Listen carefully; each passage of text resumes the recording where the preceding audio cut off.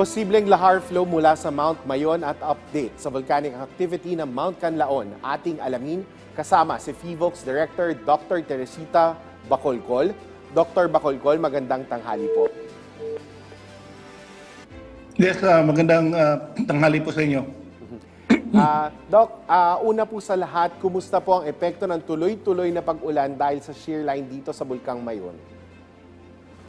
Ngayon po, wala po tayong naiulat na lahar dulot ng shear line. Although hindi na masyadong maulan sa Legazpi ngayon, patuloy pa rin nating pinapayuhan ang ating mga residente na lalo na ang mga nakatira malapit sa mga ilog na umaagos pa mula sa dalisdis ng Mayon na manatiling mapagmatyag. Lalo itong mahalaga kung papatuloy ang pag-ulan dahil maaaring magdulot po ito ng lahar. Doc, pwede po bang pakilarawan sa ating mga kababayan kung ano yung maaaring asahan ng ating mga kababayan na malapit sa mga bulkan at river channels na mga ito kapag may lahar flow para lang po mas maunawaan ng ating mga kababayan? Okay po, kapag may lahar flow, ito ay mabilis na dadaloy. Ito ay madalis na pagdaloy ng pinaghalong tubig at volcanic debris mula pa sa bulkan patungo sa mga ilog. Delikado po delikado po ang lahar since may kakayahan po itong sumira ng mga bahay, gusali at taniman on its path. Pwede rin po itong kumitil ng buhay. Ito yung pinakadelikado talaga. Halimbawa nung bagyong Reming noong 2006, halos nasa 1,200 casualties during the lahar sa Albay. So, after the Pinatubo eruption in 1991, marami rin pong naging casualties dahil sa lahar. Doc, sa ngayon po, ano-anong mga lugar po sa paligid ng Bulkang Mayon ang posibleng maapektuhan ng lahar flow? So, yung may mga lugar tayong na-identify na posibleng maapektuhan ng lahar, ito yung mga lugar na malapit sa Miisi Channel, Binaan Channel, Anuling, Kirangay, Maninila, Masarawag, Mulad Bukad, Nasisi, Mabinit, Matanag, Bulawan, and Basud Channels. So basically, yung mga bayan na nasa southern, western, and eastern sides of Mayon Volcano. Doc, ano naman po yung mga immediate response at aksyon ang dapat gawin ng ating mga kababayan sakaling mapansin ang pagdaloy ng lahar mula sa bulkan? Okay, so agad silang lumikas patungo sa mga ligtas na lugar na itinakda ng lokal na pamahalaan. Huwag lang tangkaing tumawid o lumapit pa sa mga ilog na posibleng daluyan ng lahar. And ang pinaka-importante, magpag-ugnayan po sila sa mga lokal na authorities para sa agarang tulong at impormasyon. Sa ngayon po ba nakikita nyo na ang posibilidad na pagputok muli ng Bulkang Mayon at nasa anong alert level po ba ito sa ngayon? Ang Mayon Volcano is very much active kaya there is always this possibility na mag-aalboruto ulit ito. Pero sa ngayon, nasa alert level 1 na lamang ang Mayon Volcano, meaning there is a low level of unrest.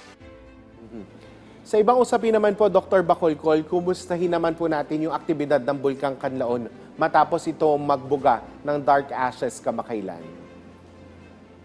Okay, so right now, ang Canlaon Volcano ay nasa alert level 3 pa rin, meaning may posibilidad ng panganib na pagputok sa mga susunod na linggo.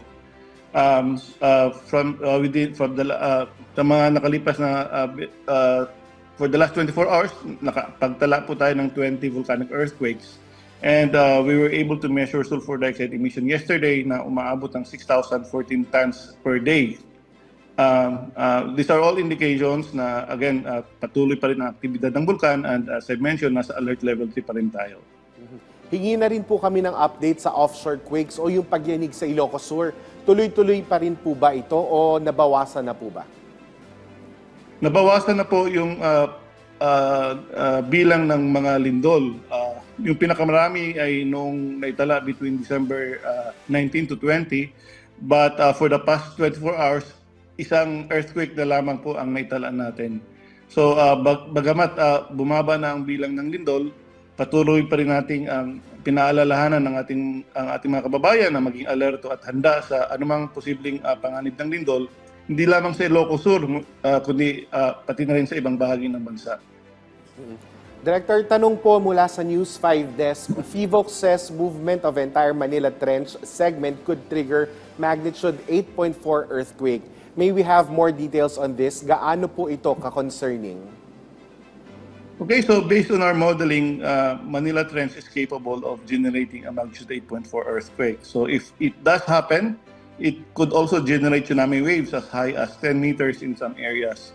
So that is why it's very important to be prepared. Again, we encourage everyone na alamin yung natural signs of an impending local tsunami. Ito yung shake, drop, and roar. If there's a strong shaking na halos hindi ka na makatayo, and if there is a sudden drop of sea level, or if there is a roaring sound coming from the sea, kahit isa man lang dito sa tatlo ang maramdaman or ma-observe ninyo kung nasa dalampasigan kayo or nasa baybayin, ay agad po kayong lumikas patungo sa matataas na lugar. Dr. Bacolcol, siguro po dagdag na mensahe o paalala nyo na lang sa ating mga kababayan na malapit sa mga active volcanoes ngayon, sa ngayon. Okay. Para po sa ating mga kababayan na nakatira malapit sa mga active volcanoes, maging laging handa at alerto sa anumang aktibidad ng bulkan, lalo na kung may kasabay na malalakas na tag-ulan na maaaring magdulot ng lahar katulad ng nasa Canlaon at saka sa Mayon. Sundin ang mga abiso ng aming opisina at ng mga LGUs para po ito sa inyong kaligtasan. Alamin ang mga ligtas na lugar at huwag mag-atubiling lumikas kung kinakailangan. Maraming salamat po sa inyong oras, FIVOC's Director Dr. Teresito Bacolcol. Maraming salamat din po. Merry Christmas.